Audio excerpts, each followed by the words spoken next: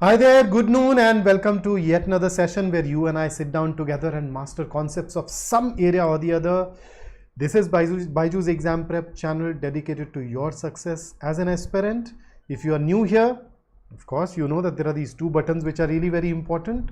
Subscribe and then press the bell icon. Of course, during the course of the session, if you find the session useful, helpful, enjoyable, don't forget to press the like button as well. My name is Vikrant and I am your personal coach for all things related to English on this particular channel. I also pitch in with communication skills and psychological aspects of preparation. So if you happen to have any question in any of these areas, any of these domains, do not hesitate to ask and I would love to help you with those things. So how's the preparation shaping up? Is there anything new that you have faced, encountered, learned that you want to share with me? And do you have some specific challenges with para completion? Make sure that you share all of these things with me in the chat box down below. And thereafter, we can go ahead and start our work together. And before I move on, there is something that I wanted to remind you of. We have an All India Open Mock happening pretty soon. Make sure you register for that, and for extra practice you can enroll for our program. So let's see. We are going to talk about para completion. So the question is, what exactly is a para completion question? What is it? What exactly are we talking about? And at the same time, I wonder what is wrong, what's happening to my animations. Give me a sec. Okay, so this is what went wrong and I fixed that. Okay. So what exactly is para completion?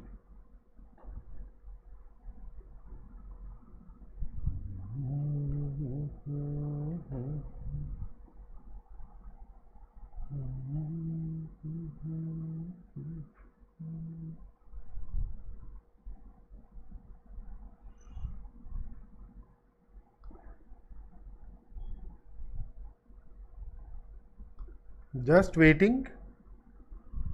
Okay, so let's see. Now when I say para completion, it is not exactly a new question type. Okay, rather I'd say that it's a fairly old question type. It is just that it has not been used for quite a while in the exam. Right? I remember a lot of people were shocked by para completion when it made an appearance in 2006. CAT 2006 happened to be one of those years when the CAT did not even have para jumbles. So the para jumbles got replaced by para completion, and that too by a particular nasty variety where they gave us a paragraph with the last sentence deleted. Someday we'll sit down and talk about why I call that a nasty variety. It's a relatively more challenging variety, but then the essence of the question is, you are given a paragraph with a sentence missing from it. Okay. Now, over the years, there are two varieties that have been used by the examiners all around India. One of them is the common variety where they give us a paragraph with a blank.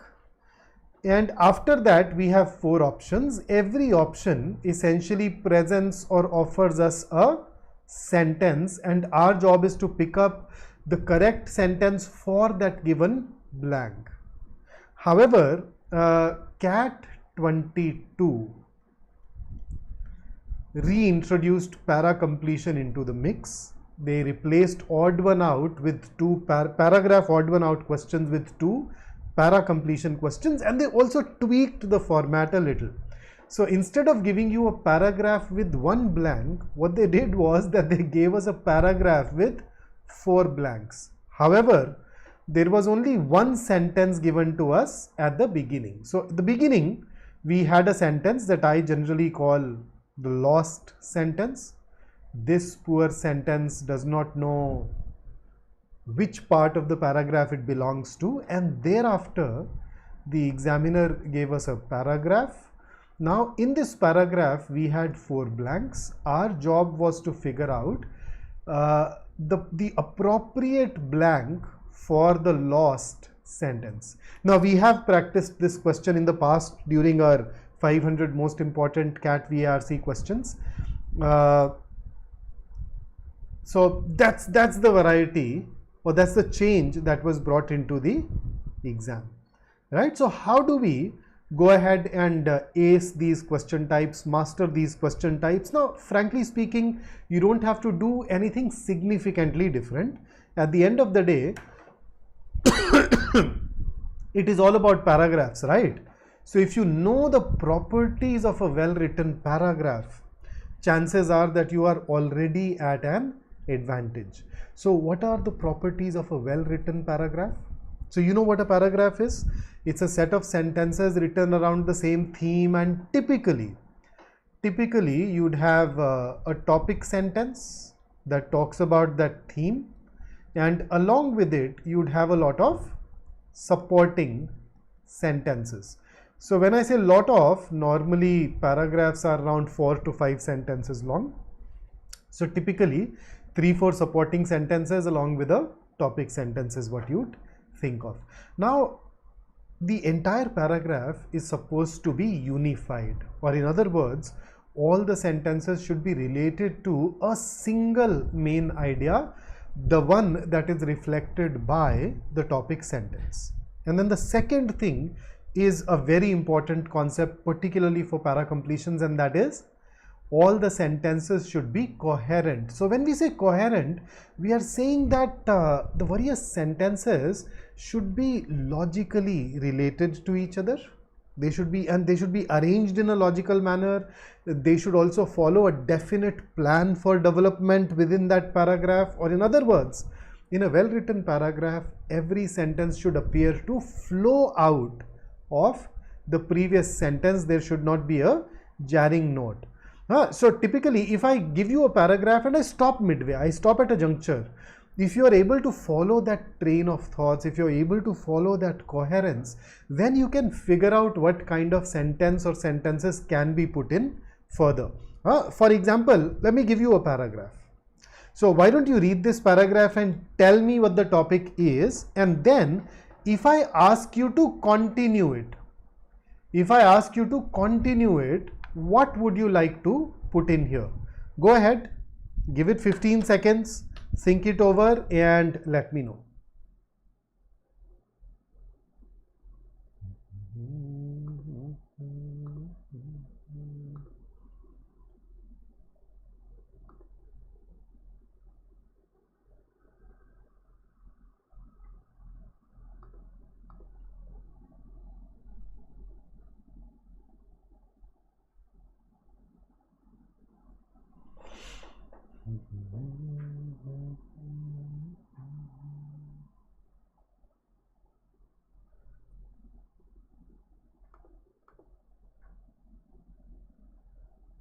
I hope you are thinking.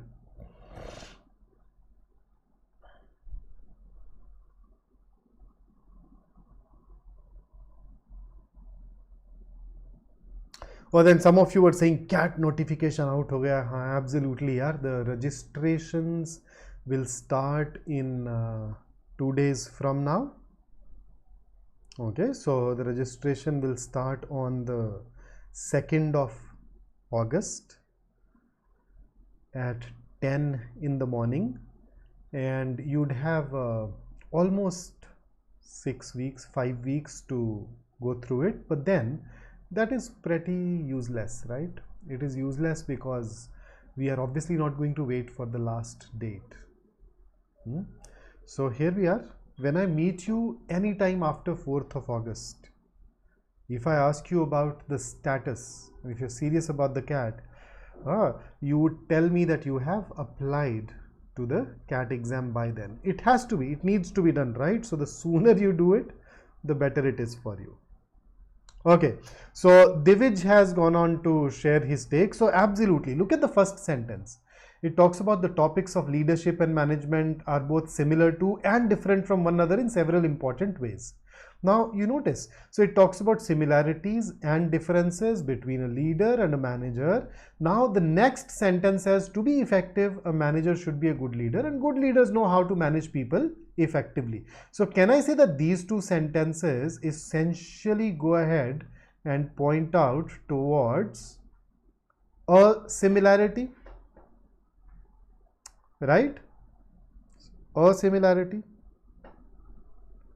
So when the topic sentence says several important ways, you know, if I wish to continue it, what would I introduce? I will continue to talk about similarities and differences between leadership and management. Now, if can I put in just one sentence and end this paragraph? No, because it says several important ways. So I would want to put in at least 2-3 similarities and differences. So chances are that we still need to add at least 2-3 more sentences to the paragraph. We can talk about a similarity and thereafter it has to be about the differences, or maybe we can straight away go ahead and talk about the differences. So you notice when you are able to identify the key theme of the paragraph, when you see the flow of the sentences, you are actually guided towards the right answer all through this approach. So absolutely yes. Nidhi, I would not say interdependence, that's probably a deviation. Sonali, once again, a leader should have managing skills. You can add it as a similarity maybe. So Ayushi, absolutely spot on here. Then Vaishnav says that website isn't opening here. I cannot really troubleshoot that right now. That once the session gets over, I will look it up and then reach out to me after the session and we can see if that's indeed the case. Okay. So acing para completions, right? Know about the properties of a well-written paragraph, and thereafter, you know, use the tricks and techniques we have discussed while dealing with the paragraphs, right? Especially remember all those things that we use as clues to answer para jumbles? You can go ahead and use those things. For instance, here is a paragraph for you. Now the blank, I've given you a blank at the very beginning. So why don't you read it and then we will go through options one by one and see whether those options can be put in here or not. And you can also tell me the kind of things or properties or qualities that you need to have in that blank.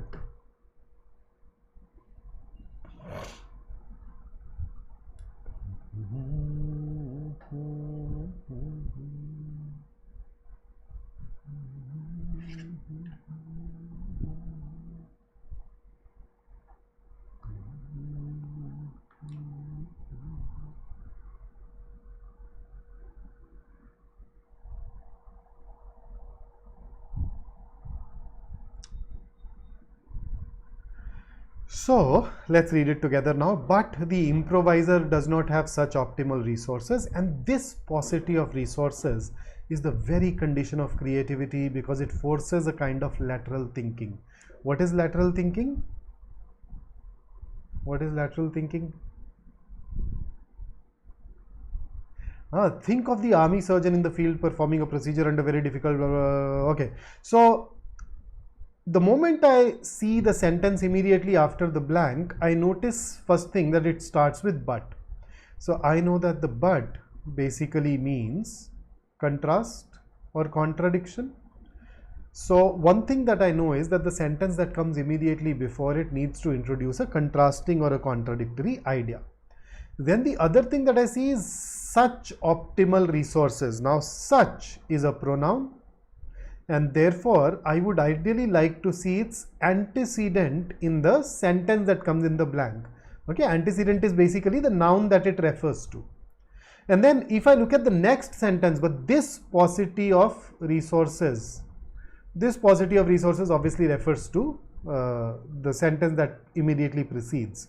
So now that, and then there is this thing about lateral thinking. Lateral thinking is another term for imagination. Okay, so this is a term that was given to us by this person called Edward de Bono. Edward de Bono said that we think creativity is about coming up with something new. And he said that we don't really come up with something new always. Even if you arrange the existing knowledge, existing information in a novel, new manner, it will appear to be creative. And that is what lateral thinking is all about. And thereafter, there is an example of it. Okay. So, do you think this sentence can be put into the blank? Can we put A into the blank?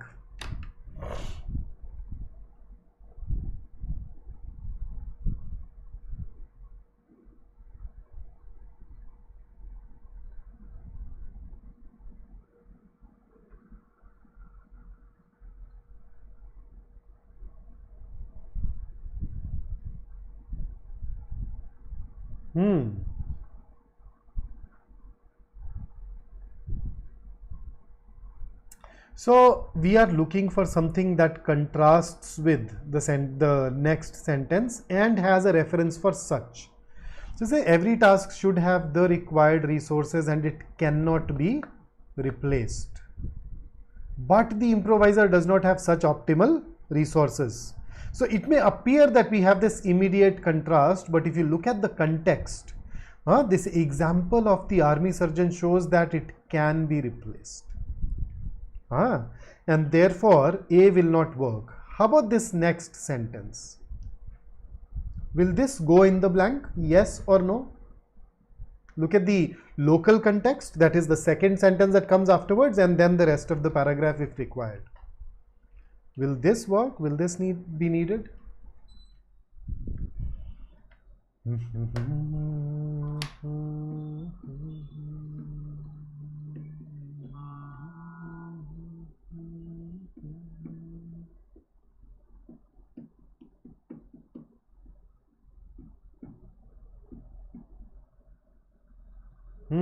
Tell me. No, because it does not give us the contrast. We cannot justify but. I mean, this sentence gives you the idea that the other sentence has. How about C?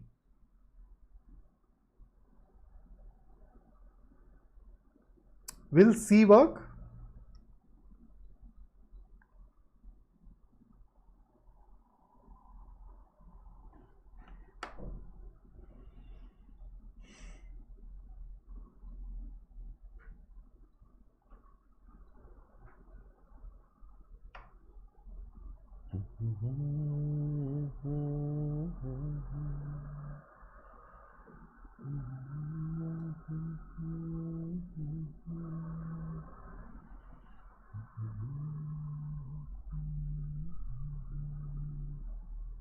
So once again, C talks about we have innovated from nomads to modern man. Nomads, you know, gypsies. In fact, the UN has given them a name, and that is Roma. And the resources available with us were helpful in creating our present life. But the improviser does not have such optimal resources. So we don't have a reference to this word such. And that's an issue. How about D? Will this work?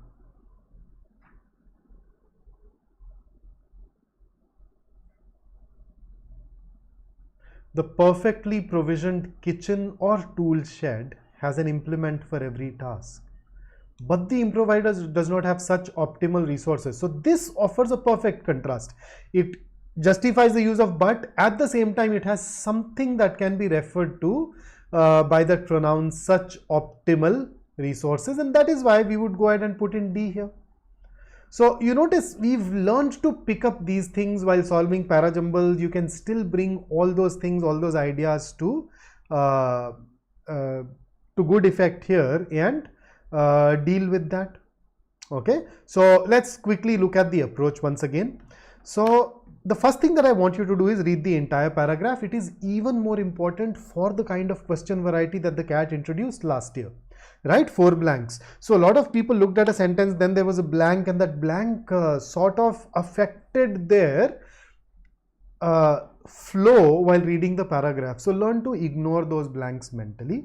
Read all the sentences that are available to you, and once you've read those sentences, just try to figure out the theme of the paragraph and the flow of the ideas. And you just need to continue the thought or that idea. So at this juncture itself, you may find that there is a break in the flow. And that break in the flow then would typically be a good indicator that you need to put in that lost sentence in that blank. Okay. And thereafter, use your understanding of all the clues that we have used in question types like parajumbles. And instead of starting with the CAT 22 variety, start with this variety where you have one blank followed by 4 options, so that your understanding of how to fill those blanks and how to use those clues gets enhanced. And once it is enhanced, you can always just tweak your technique slightly and deal with that other variety which was introduced in CAT 22. So we will be working a lot on that other variety in the coming days, but today let's focus on one blank and 4 options. Okay, so let's get ready for the questions. In the interim, is there anything that you want to know about the CAT notification? Is there anything that bothers you, worries you, any clarification that you want? I hope you have gone through the advertisement.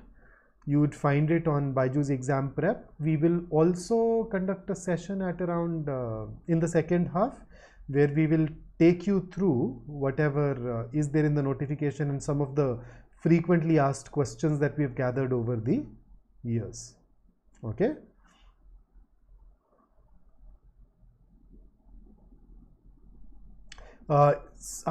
In fact, I've seen some people who happen to change their mail IDs or numbers quite frequently. If you're one of those, now is the time when you stop doing that. Okay, make sure that you have a mail ID and a phone number that you're going to hold on to until July next year. Okay, so chale. So let us go ahead with the questions. Here is your first question. Read the paragraph, go through the options, and then tell me what the answer should be.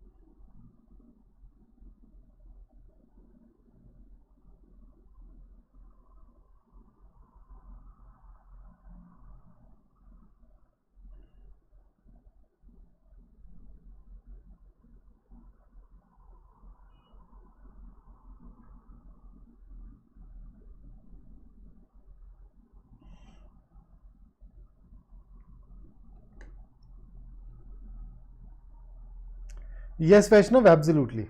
Until the second year results.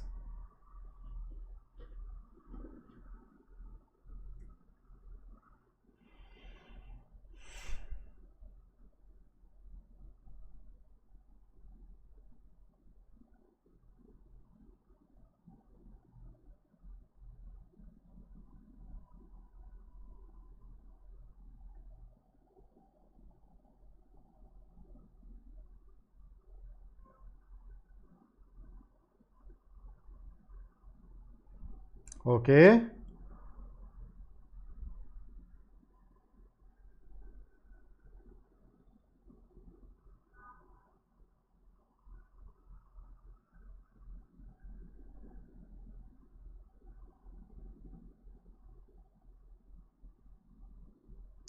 Now, look at the sentence that comes immediately after the blank. It says the paper was published. There is no paper that has been mentioned so far here. So one of the key requirements that I have is that it should talk about something that can be referred to with the help of the paper. So I've received 2 answer choices so far, B and D. So let's look at B. Our findings were written and we had been in confusion about if everything is done or not.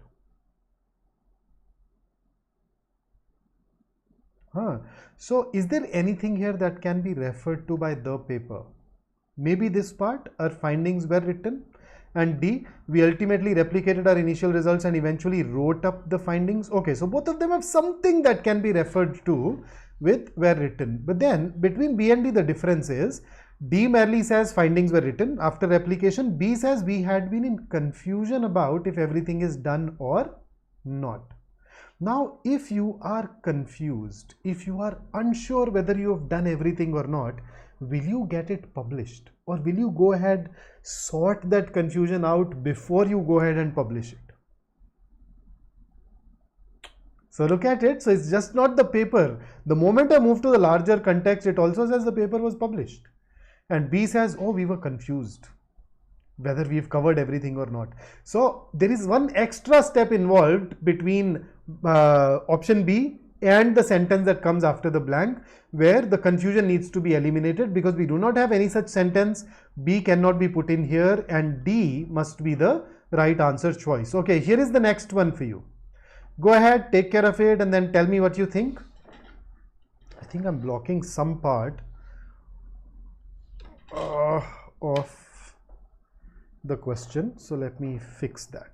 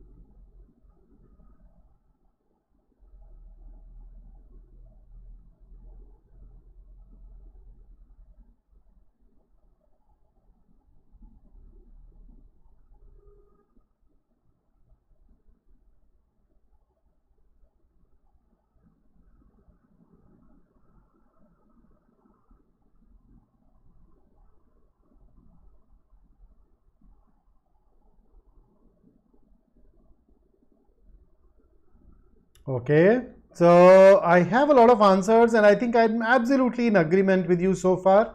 The correct option should indeed be C.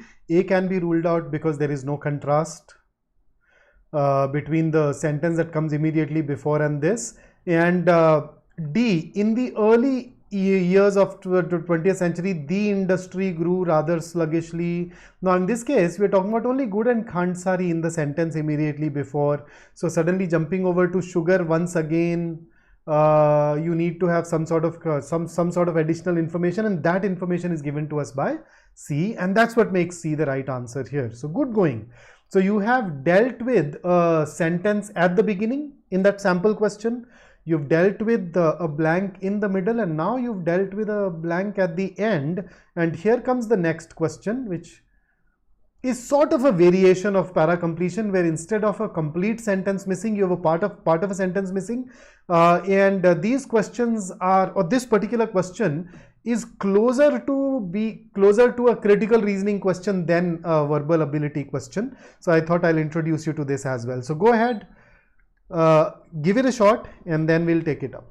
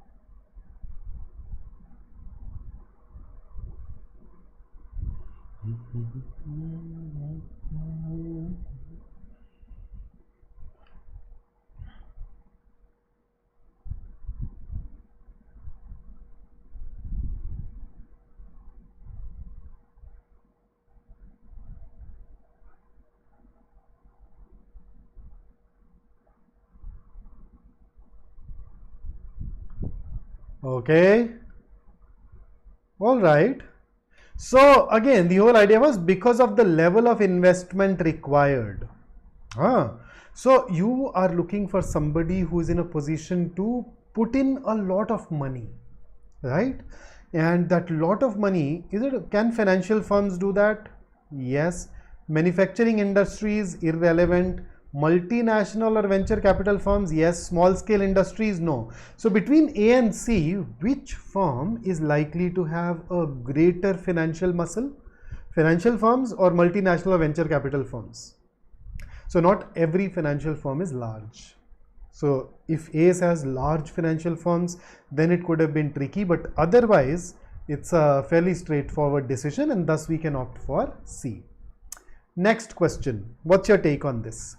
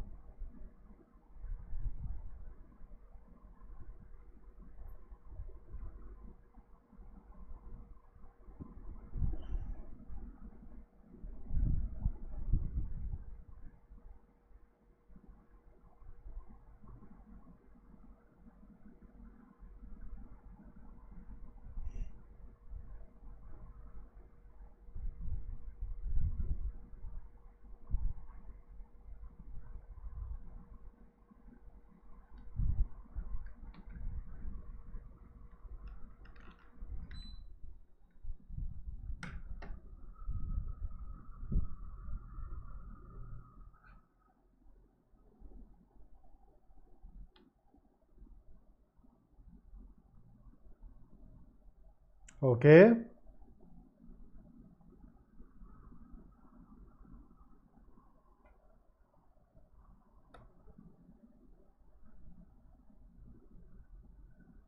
So what is this paragraph fundamentally about?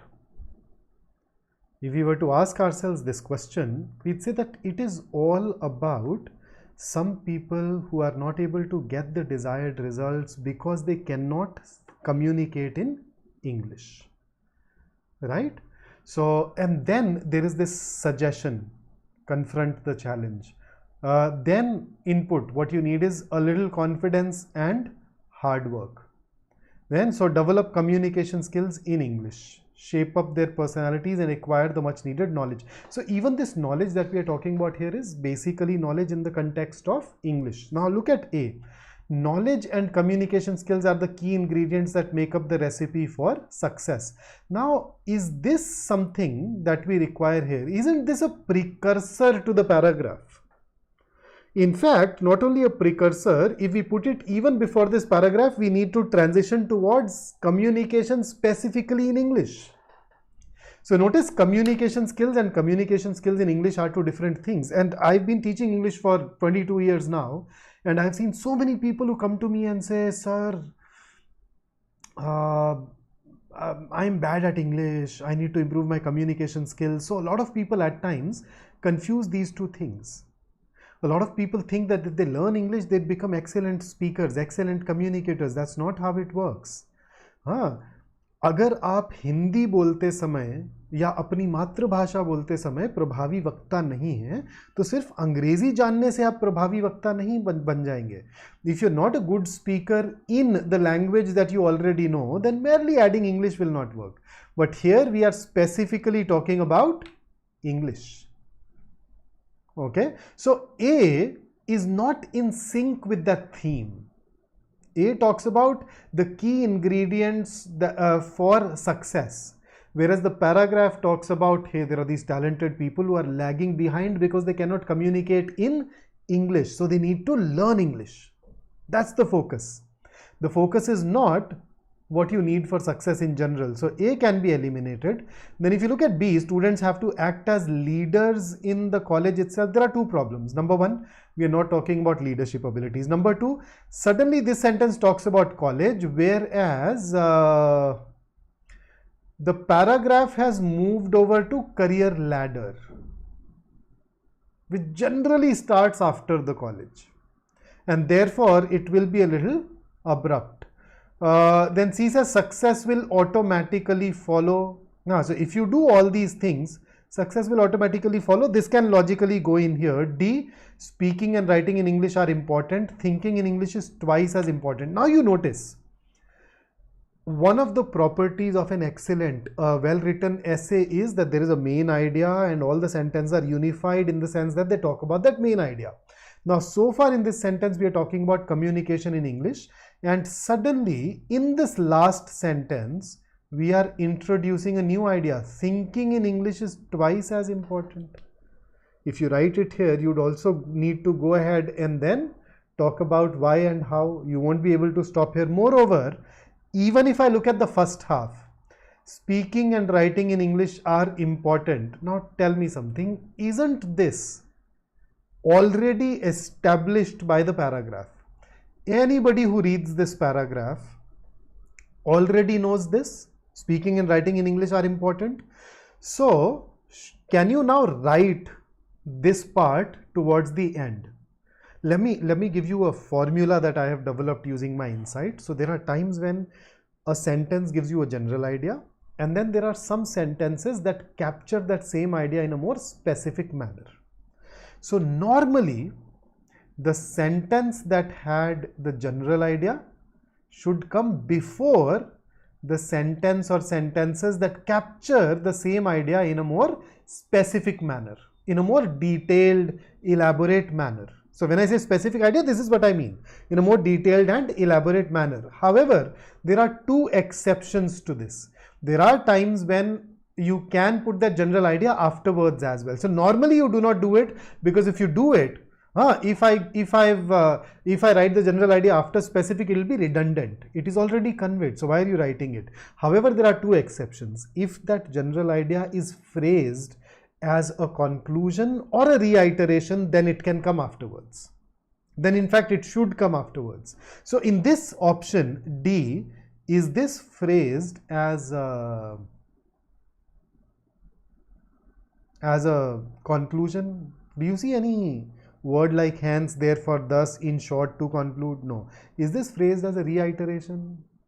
I don't see any expression like indeed that suggests that it's a reiteration. So because it is not a reiteration, not a conclusion, we would not, and it is capturing that same idea in a general way, we would not like to put it afterwards, and therefore it can also be ruled out. So the best option that we have is option C. And here is one more question for you. Go ahead, give it a shot, and then we'll move on.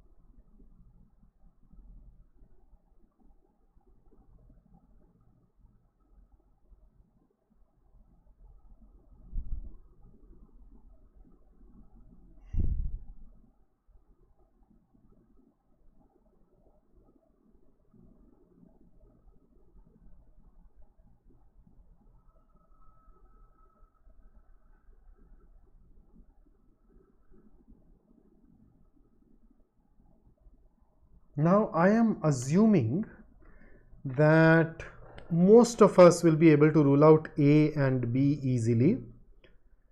At the end, it will all boil down to C versus D. Let's hope if you can deal with that.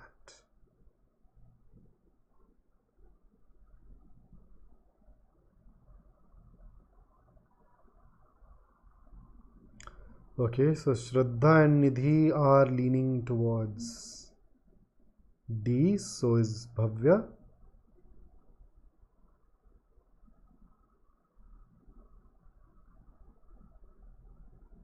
Archita, one. Okay, so basically D is the preferred option over C, and the reason is, look at the sentence immediately before. The commission suggests that the government introduce child-friendly measures like tax breaks.